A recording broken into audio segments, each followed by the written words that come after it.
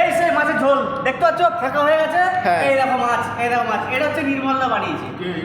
নির্মলদা বানিয়েছে। হ্যাঁ বানিয়েছে পদ্ধতিটা তোমাকে আমি বলবো। হ্যাঁ চলো দেখো।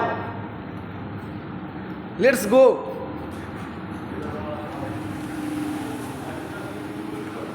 কিন্তু ঝোল নেই, কি হবে বলে করে বানিয়েছে কিরকম করে একটু বলে দিচ্ছি। প্রথমত যেমন কিছুদিন আগে একটা ভিডিও হয়েছিল, ওই যে আলু আনুনি, পটল আনুনি, উচ্ছে আনুনি, ঢেঁড়স আনুনি, চাল আনুনি, সেরকম পদ্ধতিতে বানিয়েছে রাত যেটা আমার মামি আমার মামাকে। আমার মামাটা হচ্ছে ওই যে মামা আমার টুকি দেখা দাও, মামা চলে গেছে লজ্জাকে। প্রথমত কড়াই নিয়েছে আমাদের, এই কড়াইতে ঝোলটা বানিয়েছে। এই যে এই কড়াই ঝোলটা বানিয়েছে। প্রথমে দিয়েছে তেল দিতে। কিরকম তেল দিল? মামা তেল দিল। আচ্ছা। দেওয়ার পর তেলটা গরম হলো, দেওয়ার পর আদা দিল। আদা দিয়ে নাড়াবার স্টাইলটা কিরকম? নাড়াচ্ছে